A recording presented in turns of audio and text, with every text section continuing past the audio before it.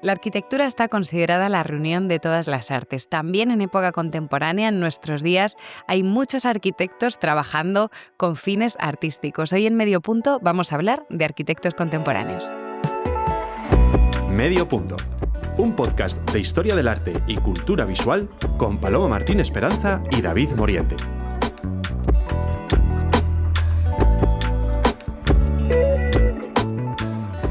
¿Qué tal, David? ¿Cómo estás? ¿Cómo estás, Paloma? Bien. Bueno, es un gusto charlar sobre un tema como la arquitectura contemporánea con el profesor David Moriente, porque yo sé, David, que a ti te gusta especialmente la arquitectura, que la has trabajado y además que estás escribiendo o tienes un proyecto, ¿no?, de escribir un libro sobre arquitecturas de la cárcel. ¿Cómo es esto? O sea, ¿qué tienen las cárceles que a ti te pueden interesar desde el punto de vista arquitectónico? A ver, que esto, como siempre, hay que abrir un melón. Me gusta la arquitectura y también la odio. Quiero decir, Sí, o sea, que tienes es ahí parte un... amor-odio. Sí, al respecto de la arquitectura de las cárceles, pues es, al fin y al cabo, las cárceles un producto cultural. Y la arquitectura es una agenda colectiva en la cual intervienen muchísimos elementos, por ejemplo, la arquitectura deportiva o la arquitectura del ocio. Y como historiadores e historiadoras del arte, pues también es un modelo de producción cultural, como he dicho, que es necesario que entendamos y que además está dentro de nuestra contemporaneidad. Y que ha cambiado mucho, ¿no? Porque no tienen nada que ver esas cárceles de principios del siglo XX con las cárceles que se hacen ahora. Bueno, no sé si se construyen nuevas cárceles, pero estoy pensando en la de Soto del Real, por ejemplo, con sus barracones y sin ningún estilo frente a otras cárceles como la Modelo. Sí, de hecho, bueno, yo creo que funciona bien que empecemos hablando de cárceles para hablar de la arquitectura contemporánea. Tu pregunta es si se construyen cárceles contemporáneas. Sí, se siguen Sí. construyendo. De hecho, forma parte de podríamos decir, una forma de producción de arquitectura que está relacionada también con lugares de encierro, como pueden ser los hospitales, que es principalmente es donde se habían encuadrado, ¿no?, los lugares, por así decirlo, de control, pues escuelas, hospitales y correccionales, ¿no? En el caso de la arquitectura de prisiones, sobre todo lo que vamos a encontrar son modelos protofuncionalistas o protorracionalistas que se adelantan a cosas que nos vamos a encontrar en la arquitectura, podríamos decir, civil, ¿no?, o incluso en la vivienda. Bueno, aquí has Más adelante. introducido ya entonces un concepto importante, has hablado del funcionalismo y del racionalismo. Tenemos que ubicar un poco lo que supone la arquitectura del siglo XX para después entender el panorama arquitectónico que tenemos hoy en día en el siglo XXI. En el primer tercio del siglo XX se ponen en boga, podemos decir, dos grandes corrientes. Por un lado, el racionalismo.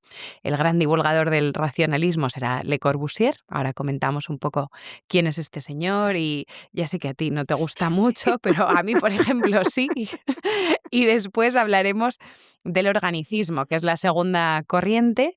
Tenemos ahí en Estados Unidos a Frank Lloyd Wright. ¿Este te gusta? ¿Tampoco? También. Madre Pasa mía, palabra. madre mía, tú desmontando la historia de la arquitectura en dos segundos.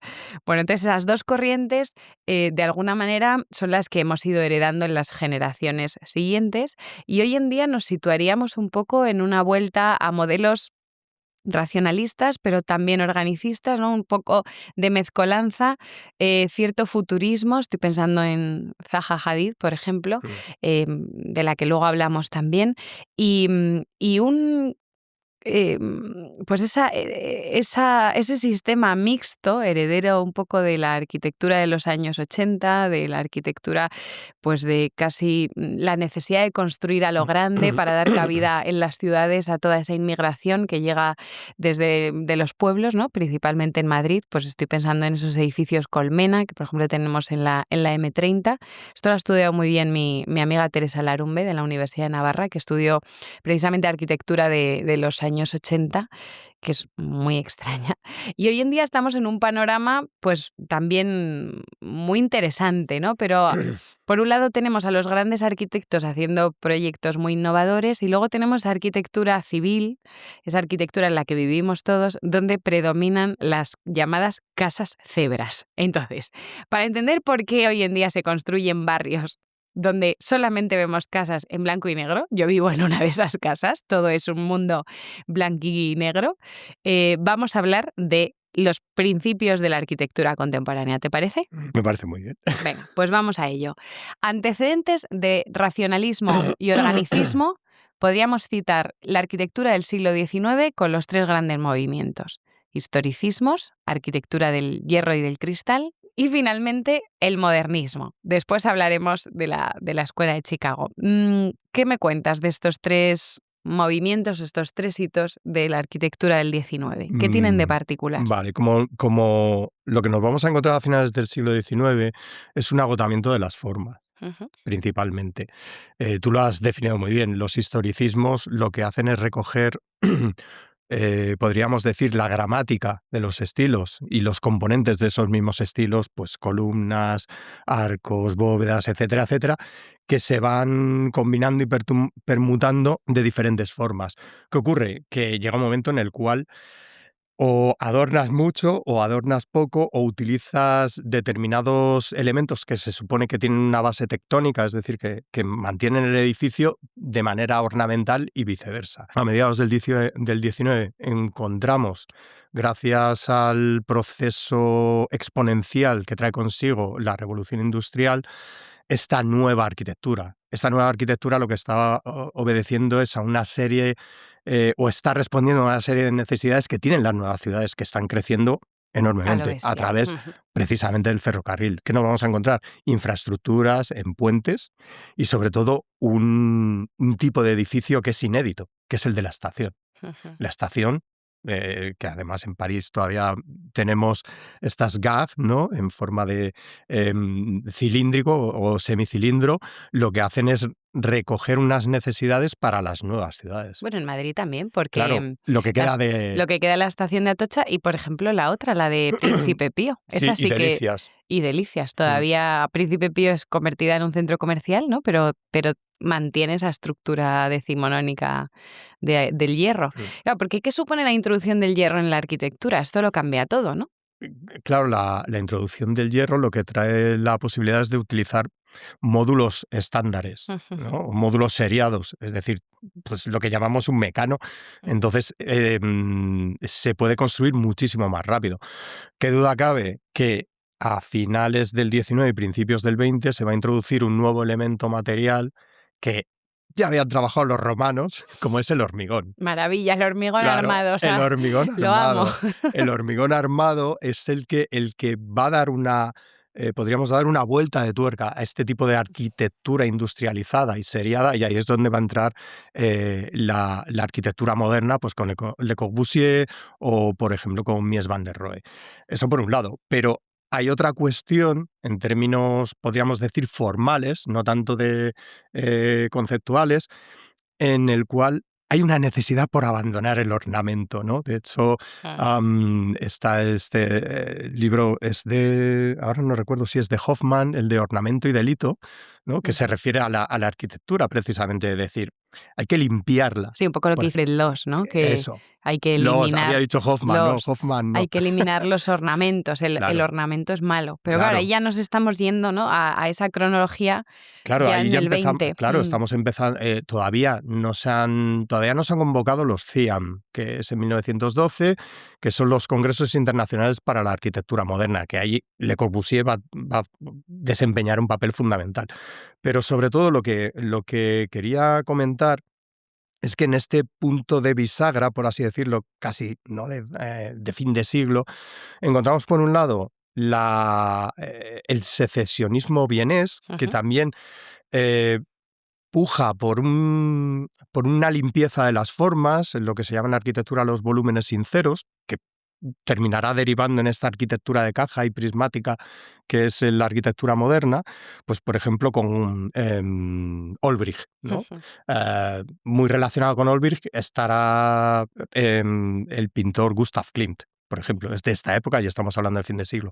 Y por otro lado, el crecimiento de una gran ciudad al otro lado del Atlántico, como es Chicago.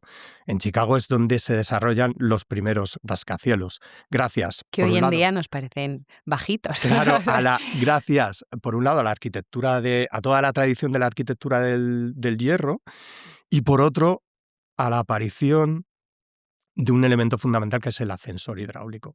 Entonces, todo eso converge en la primera década del siglo XX, precisamente en eso que vamos a llamar la arquitectura moderna.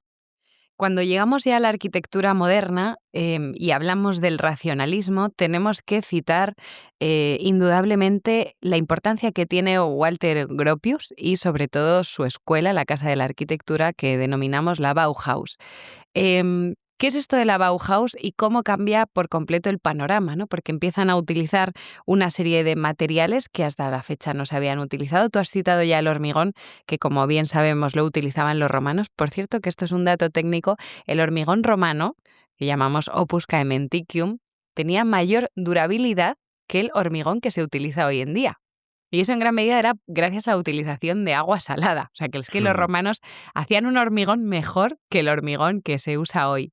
Pero bueno, independientemente de esto, el hormigón, claro, lo que permite es construir edificios enormes, monumentales, colosales, igual que hacen los romanos, y gracias a la introducción de otro tipo de materiales, hemos mencionado ya el hierro, pero sobre todo hay que hablar del acero y del vidrio, surge un nuevo sistema constructivo, ¿no? El impulsor de todo esto es Gropius en la Bauhaus. ¿Qué es exactamente esto de la Bauhaus?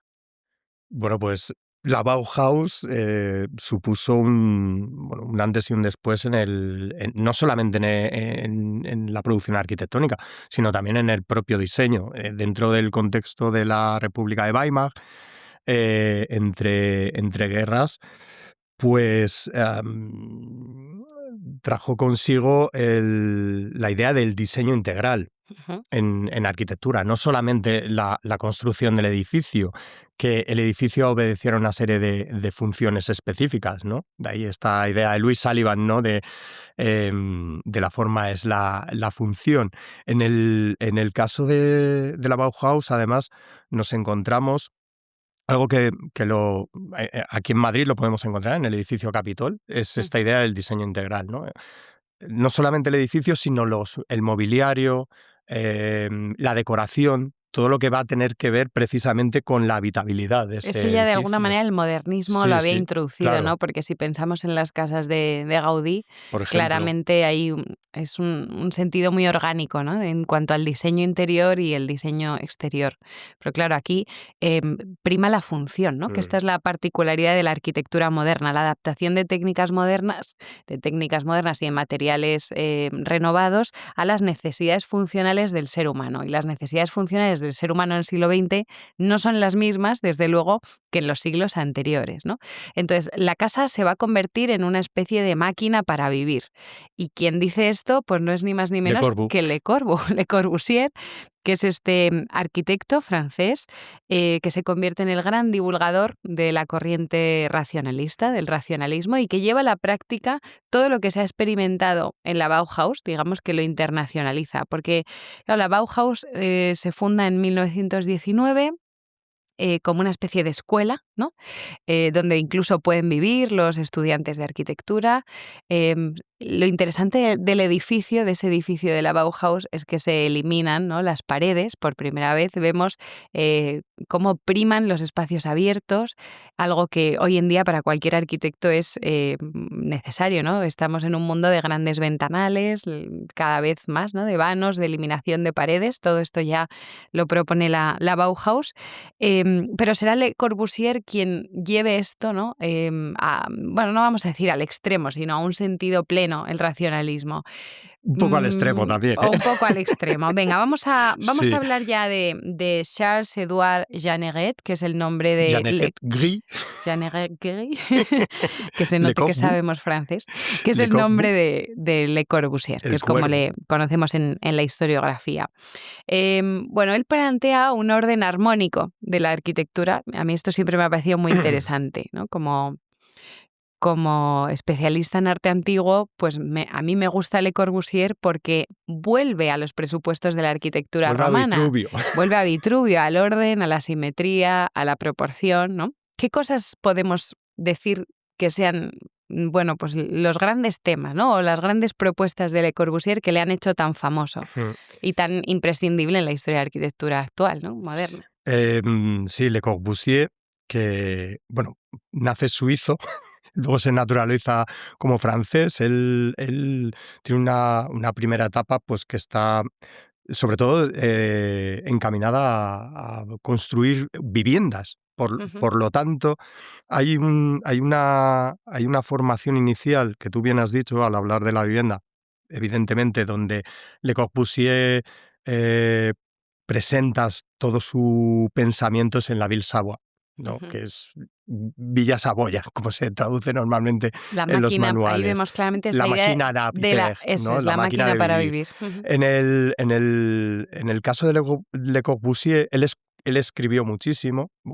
Podemos encontrar sus ideas principales en Hacia una arquitectura, en el cual ya incluso empieza a plantear algunas cosas que trabajará posteriormente, como el famoso modulor. Que tenía aquí apuntada la medida, ¿no? Que es una medida de un hombre de 1,75 con el brazo extendido que alcanzaría 2,16 metros, ¿no? Entonces esa va a ser la nueva unidad de medida a partir de la cual elaborar un planteamiento arquitectónico. Y es que esto claramente tiene resonancias romanas, porque la arquitectura romana siempre se organiza en función de la proporción humana, ¿no? Entonces también tiene esta connotación clásica. Claro, en el caso de, bueno, cualquier arquitectura tiene que obedecer a un principio antrópico, es decir, como tú has dicho, a la escala humana. Cuando se construyen edificios que no son a escala humana, sino a escala ciclópea, evidentemente pues se convierten hasta cierto punto en pesadillas arquitectónicas, ¿no? Todos estos grandes récords que nos estamos encontrando, sobre todo en el sudeste asiático, principalmente en la zona del río Perla en China, con ciudades pues, que se construyen ex novo para 10 millones de habitantes, con soluciones colosales, ¿no? De igual manera, una arquitectura que está por debajo de ese principio antrópico no sirve para vivir, pues porque es pequeña, es infravivienda, ¿no? Por decirlo de algún modo. Hay que encontrar un espacio adecuado. ¿Qué ocurre? Que en el mundo actual, en el que rondamos los 8.000 millones de personas, las ciudades necesitan planificarse de una manera más específica. En el caso de Le Corbusier, evidentemente, la idea más o menos higienista que venía de principios del siglo XIX con la ventilación de las casas, la luz, principios que nos parecen lógicos, básicos, pero que fueron una renovación. fueron una revolución. El hecho de utilizar la fachada corrida, ¿no? Para ofrecer mayor ventilación, el utilizar esquemas de sustentación que ya los habíamos visto en la arquitectura gótica, que era la que permitía abrir esos grandes ventanales, o el edificio en sí, formado por una caja, sostenida por lo que él llama pilotis, ¿no? Para dejar una planta libre debajo y además que estuviera integrado con la naturaleza. Claro, esto en términos urbanos es inviable. ¿Por qué? Pues porque requiere de muchísimo mantenimiento. Y esto es algo que cuando vayamos a hablar de la arquitectura contemporánea, muchos de los arquitectos contemporáneos van a criticar precisamente este modelo, porque no es sostenible. Hemos hablado de la Ville Savoye, también tenemos la Ville d'Habitation, ¿no? Estos grandes espacios para reunir pues, a un gran número de personas. Ya hemos hablado de la necesidad que tienen las ciudades y es que de alguna manera Le Corbusier también es un urbanista, ¿no? En el sentido de que va a realizar planes urbanísticos muy interesantes también para dar cabida a esas necesidades de la ciudad. ¿En qué medida los barrios periféricos actuales de las grandes ciudades, aquí en Madrid hay muchos, ¿no? Ensanches que se están construyendo ahora mismo, son dependientes de ese urbanismo de Le Corbusier? ¿Tú qué piensas? Totalmente, totalmente dependientes. Y además es que él planteaba distancias de al menos 500 metros, ¿no? Entre edificios, espacios verdes, grandes avenidas, que por otro lado es algo propio del urbanismo clásico, una gran plaza. Entonces, claro, cuando uno ve un ensanche... Sí, lo que pasa es que el problema es que hay que ver la doble faz. Es decir, cuando Le Corbusier, pues, por ejemplo, plantea el Plan Voisin en París, él lo que quiere es destruir lo que él llama la ciudad mêlée, porque es la ciudad mezclada. A él le repugna Lo irregular. literalmente lo Lo irregular. irregular. Todo lo que no tenga ningún tipo de orden y que no esté planificado per se. Y de hecho, la idea del Plan Voisin era cargarse todo el París medieval y dejar unas Pero- pequeñas islas de patrimonio y configurar unos, como llamaríamos en el plan de Cerdà de Barcelona, estas macroislas de manzanas, edificios del orden de unos 300, 400 metros de altura, que era muchísimo para la época. Él lo planteaba como ciudades verticales. ¿Qué ocurre? Que había realmente poco espacio para el desarrollo, podríamos decir, social de todas esas personas que viven en esas ciudades verticales. Por otro lado, son ciudades pensadas para el tráfico urbano. ¿Qué ocurre? Estos ensanches que tú has comentado son inhóspitos, porque no tienen podríamos decir, una identidad Nada. patrimonial. Son todos iguales y se pueden Todo trasplantar nuevo. a cualquier otra ciudad. Claro. Y esto ya se vio a finales de los 70, cuando Charles Jenks decreta el fin de la arquitectura moderna con la demolición del conjunto de bloques de vivienda social del Pruitaigo, que luego hablaremos de ello. En este caso, uno de los problemas que trae consigo es que la arquitectura moderna es cara de mantener. Nosotros trabajamos en nuestra querida Facultad de Filosofía, que terminó de construirse en 1970 y que está diseñada siguiendo esos preceptos. Por un lado, de la arquitectura moderna, pero también de la arquitectura penitenciaria, porque parte de la planta de las facultades antiguas es calcada de las cárceles de Pensilvania. Sí, está la leyenda negra de que se construyó para que no hubiera protestas, ¿no?, en el final del franquismo y que se impidiera la reunión estudiantil y, por tanto, la revuelta, ¿no?, digamos. Tiene una estructura tan incómoda, eso hay que decirlo. A mí me gusta el edificio, pero es incómodo, estamos siempre subiendo, bajando, escaleritas, ¿no? Si hacemos mucho ejercicio. Sobre todo si vamos a la cafetería, ¿no? Sí, A por donuts, que somos los primeros que vamos. Bueno, es interesante el cambio que hace el propio Le Corbusier, que da la impresión de que él es consciente de que se ha pasado de frenada, porque en los años 50 introduce la curvatura. Y entonces ahí tenemos las máquinas para rezar sus iglesias, ¿no? La iglesia de Notre-Dame de Haut o Santa Marie de la Tourette en Lyon, que claramente son muy diferentes a lo que venía de la herencia de la Bauhaus y de sus propias viviendas, ¿no?, iniciales. ¿A ti qué te parece esa introducción de la curvatura, que por cierto está muy de moda hoy también? A mí sí me gusta más el Le Corbusier expresionista, por decirlo de alguna manera, que el Le Corbusier duro. Desde luego, la influencia de Le Corbusier, que además aquí, por ejemplo, en España, tuvo un traductor, es que siempre que puedo hago referencia a Fernando García Mercadal, arquitecto zaragozano, que fue uno de los grandes impulsores de la arquitectura moderna aquí en España, y aquí en Madrid encontramos elementos de arquitectura moderna que yo creo que nuestros escuchantes deberían, los que vivan aquí, intentar buscarlos. Algunos de los seguidores, pues por ejemplo como Oscar Niemeyer en Brasilia, introducen la curva. Algunos de los arquitectos, pues por ejemplo que has citado antes, como Frank Lloyd Wright o otros posteriores como Alvar Aalto o Eero Saarinen, lo que van a hacer es precisamente suavizar esta idea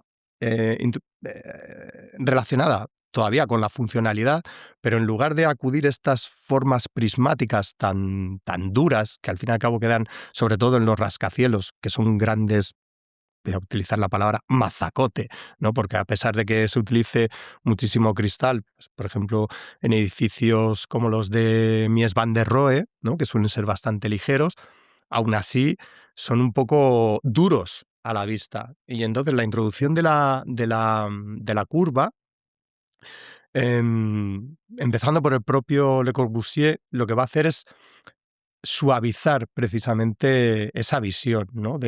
Sobre todo de grandes conjuntos urbanos. Ujú. Es un poco también la idea del organicismo, ¿no? Que sería la otra corriente del primer tercio del siglo XX. Ahí tenemos a Frank Lloyd Wright con su arquitectura orgánica, que básicamente se incorpora en el paisaje, ¿no? O busca introducir la naturaleza en los interiores. Es muy diferente al planteamiento de Le Corbusier, desde luego, pero también tiene un foco puesto en la vivienda, ¿no? Me llama mucho la atención cómo esa arquitectura contemporánea ya se enfoca especialmente hacia la vivienda. Tenemos las llamadas casas de la pradera, que me encanta ese término de Lloyd Wright, y la más famosa de todas sus casas, que es esa casa de la cascada. ¿Qué te parecen a ti esas casas? Pues yo siempre que he visto las fotos porque no he tenido la suerte de poder visitarla, pero siempre que he visto las fotos pienso, madre mía, vaya trajín todo el día a la cascada. Con la cascada. Como no esté esto bien insonorizado. Pero es un acierto, que duda cabe. No solamente en términos del diseño, porque rehúye la simetría, que en el caso de Le Corbusier sí que es más evidente. En el caso de Wright, lo que trata de alguna manera es de invisibilizar la casa, que quede, por así decirlo, escamoteada o camuflada al entorno. Que no rompa el paisaje, urbano, ¿no? Que esto es muy moderno. Claro, incluso con el cromatismo que utiliza, ¿no? En ese sentido. A mí de Wright me gusta muchísimo la casa en Nice, que está en Los Ángeles y que ha salido en multitud de películas, pero principalmente, y la más conocida, una película que ven todos los arquitectos cuando se están formando, que es Blade Runner, que es el apartamento de Rick Deckard. Que es una de tus referencias constantes, Blade Runner. Blade Runner se puede sacar hasta en Miguel Ángel. Totalmente. Fíjate que a veces estudiamos estas cuestiones técnicas, ¿no? Historiográficas, como si fueran ajenas a nuestra experiencia cotidiana, pero es increíble cómo estas propuestas de Frank Lloyd Wright todavía hoy siguen vigentes, ¿no? Y todavía hoy, cuando uno construye una casa pues a su gusto, ¿no? Y tiene la suerte de que un arquitecto le pueda hacer un proyecto, está muy presente esta cuestión de introducir el exterior en el interior, que por otra parte ya lo hacían los romanos con los patios de peristilo, por ejemplo, que vemos en las casas pompeyanas, la naturaleza dentro de la casa. Y estoy pensando pues en esas viviendas, ¿no? Que vemos incluso hoy en día en estos barrios periféricos que comentábamos, en los chalets adosados, pues se construyen pequeños patios interiores donde se coloca pues algún árbol, ¿no? Y que da sensación orgánica también, ¿no? Da sensación de que el hombre en el interior de su vivienda tiene acceso también al exterior. Va mucho con los presupuestos también, ¿no? Del zen y de toda esta... Es justo lo que te iba a decir, que la influencia de la arquitectura tradicional japonesa es innegable. Por un lado, por el minimalismo del propio diseño japonés, la utilización precisa del material necesario para construir determinada cosa. No necesitas más.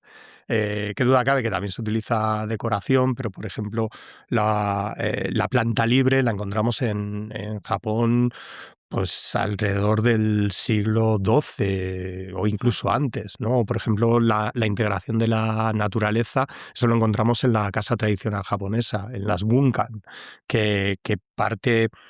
Hay un momento en el cual no se sabe si estás en el interior o en el exterior. Es que quiero recordar que el propio Frank Lloyd Wright estuvo en Japón, ¿no? Y él...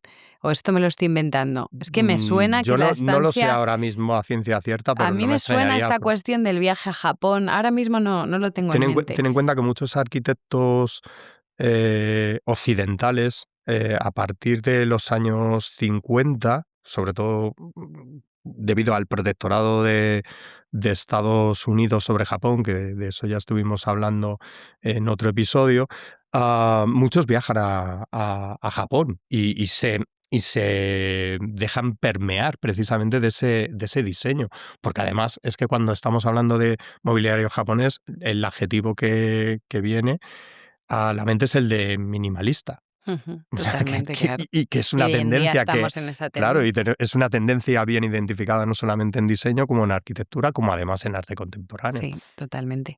Bueno, estos estilos, racionalismo y organicismo, confluyen en los años 30 en lo que se ha llamado el estilo internacional, como síntesis de ambas tendencias. Y a partir de ahí, pues hablaríamos también del brutalismo, ¿no? Y de todas estos términos que se utilizan en arquitectura, de los que hoy en día, pues estamos todavía, ¿no? De alguna manera, o acercándonos a ellos o alejándonos. ¿Tú qué piensas, David? Sí, Pues fue con el brutalismo en particular, que es una claro, corriente sí, que a además mí me que yo gusta la película mucho. no la he visto, la del brutalista. A mí me gustaría recomendar una película que es El manantial, Ujú, en la voy la a apuntar. cual, que además es una película que también ven muchos arquitectos, porque es precisamente cómo se llega a ese estilo internacional. La arquitectura moderna, ¿vale? La arquitectura del movimiento moderno, para ser más precisos, porque claro, arquitectura contemporánea existe en todos los periodos. El Partenón es contemporáneo de su periodo, Claro. ¿no? Lo que llamamos la arquitectura contemporánea, en realidad, en esos momentos es la arquitectura del movimiento moderno, con todas las características de las que hemos hablado. Tenemos el hiato o lapso desgraciado que trae consigo la Segunda Guerra Mundial, y es a partir de los años 50, sobre todo hay una renovación a ambos lados del Atlántico, por así decirlo, ¿no?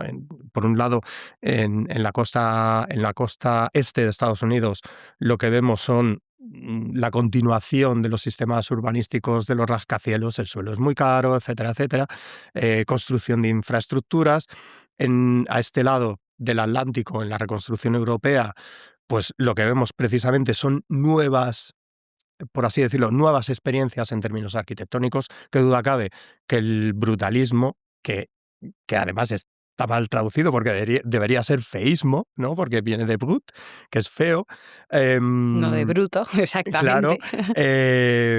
lo que trae consigo es no solamente la sinceridad de volúmenes, ¿no? Que ya hemos hablado de la utilización de las geometrías básicas, sino también de la sinceridad de los materiales. Claro, generalmente se hace una ecuación entre arquitectura del hormigón y Ujú, arquitectura brutalista. No es exactamente lo mismo. Un edificio de los años 70 de Piano Rogers, que es el edificio Georges Pompidou, ujú. sería un edificio brutalista. ¿Por qué?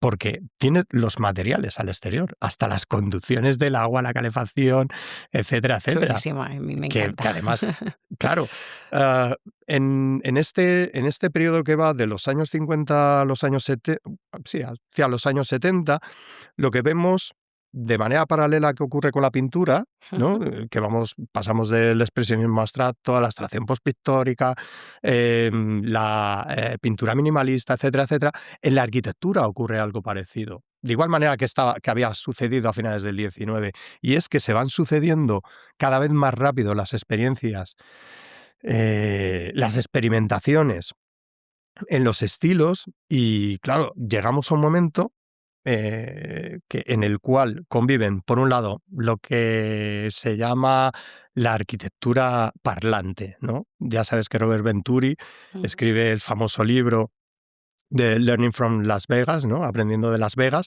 la arquitectura espectáculo, ¿no? Una arquitectura que en última instancia también está llenando las ciudades. Ahora vas por el centro de cualquier ciudad y es todo espectáculo. Lo que antes era neón, ahora son pantallas Mm.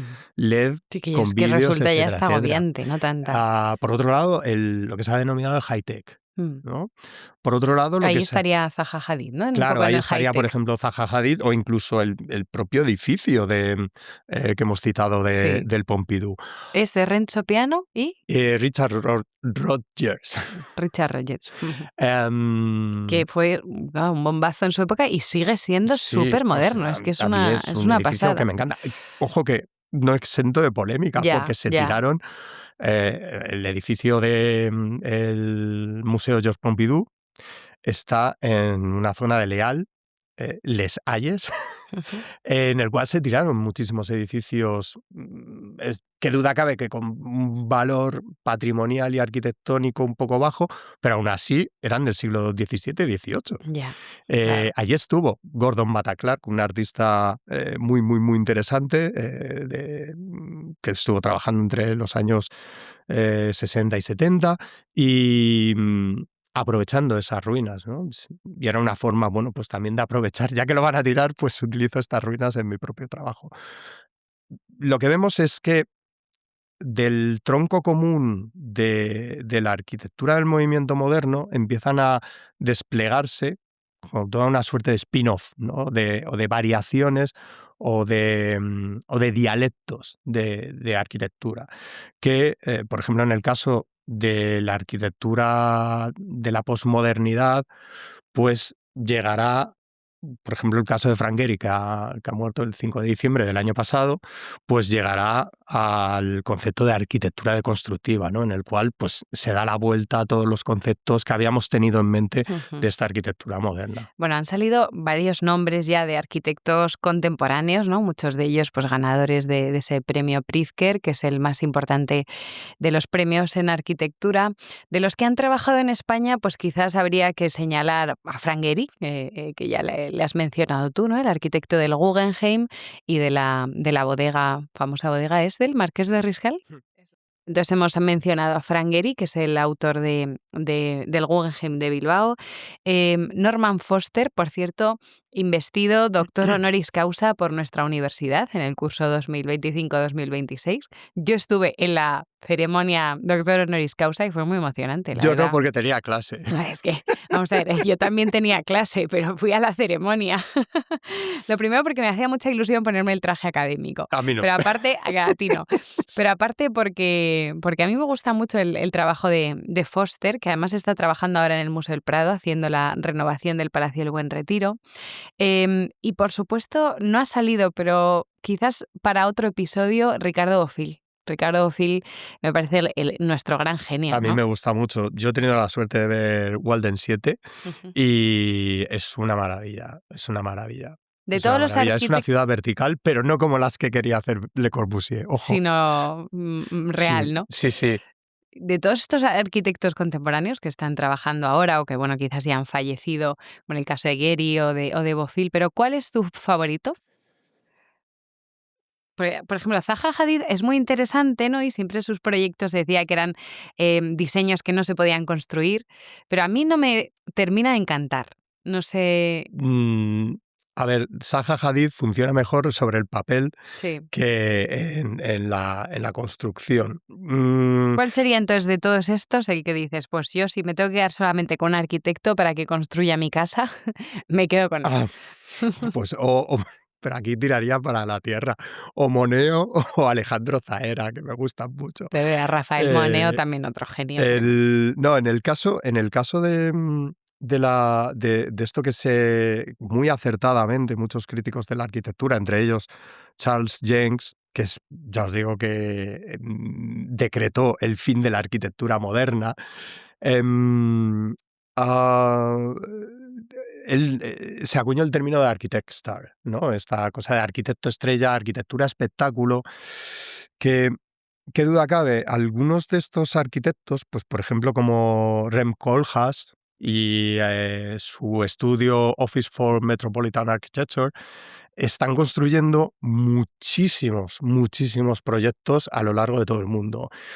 Y una de las críticas que se hacen a este tipo de arquitectura es que no tienen identidad, pero al mismo tiempo tienen la firma del estilo. Es decir, tú ves la Biblioteca Pública de Seattle y el centro de televisión chino en Pekín, que los dos son firmados por Rem Koolhaas, pero bueno, que probablemente haya puesto el sello, y son muy parecidos, Entonces hay una recuperación de esta idea del estilo en arquitectura, pero al mismo tiempo, como todos los talleres, estudios de arquitectura tienen los mismos inputs, ¿no? Tienen las mismas referencias, tienen las mismas impregnaciones a materiales, modelos de construcción, etcétera, da una sensación de déjà vu cada vez que ves un edificio, porque dices... Sí, hay una gran monotonía. Claro, y entonces, por ejemplo, en los edificios de Foster sí que notas esa identidad personal, ¿no? Sí, se Quizá ve su impronta, sí. Porque a lo mejor no ha hecho tantos proyectos como, por ejemplo, en el caso de Frank Gehry, que además, en el momento en que sales en Los Simpson, te conviertes en parte de la cultura popular. Totalmente. Ese es el gran éxito en la vida. Algún día saldrás tú también, David, en Los Simpson. Bueno, David, ha sido un placer charlar contigo sobre arquitectura. Es un tema al que volveremos seguro, porque han quedado ahí cosas que comentar todavía. Gracias. Gracias. Terminamos este episodio de Medio Punto. No os olvidéis de suscribiros a nuestro canal, seguirnos en redes sociales. Estamos en Instagram, estamos, ya sabéis, en todas las plataformas, YouTube, Spotify, iVoox, Apple Podcast, etc. Muchas gracias y bueno, esto es un podcast producido por Tres Tréboles. Un placer acompañaros un día más.